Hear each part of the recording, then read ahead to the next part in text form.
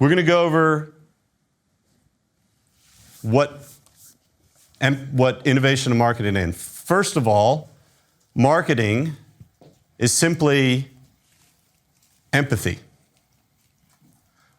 Empathy first. Now, why do I have a bald, rugby-playing looking badass American colonel on there? Because that guy's like a father to me in the U.S. Army.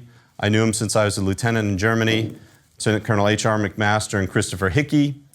And those guys were geniuses who saved a lot of lives, believe it or not, in a war by doing the right thing. And what they did in the military, when we would write operations orders, the first paragraph was always not about us and what we were doing, but it was all about the enemy. And that was drilled into us. It's all about, now your customer's not the enemy, okay, so don't draw too many analogies here, but it's not about you, it was always about who we're dealing with.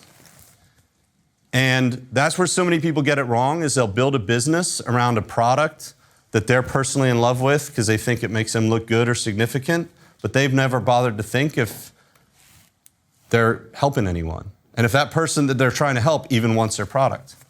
So it all starts with your customer first, and that's empathy.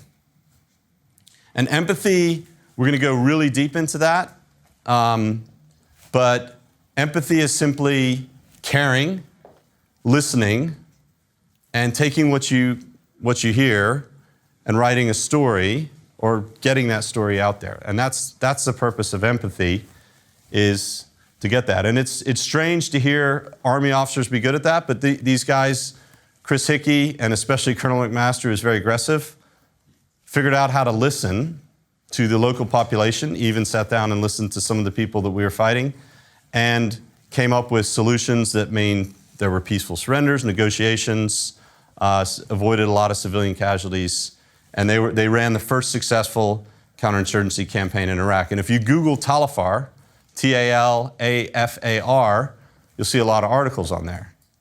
And I was lucky enough to be the adjutant for Colonel McMaster, so I got to see all the press come through and see the stories that they wrote about it. And a lot of it was marketing.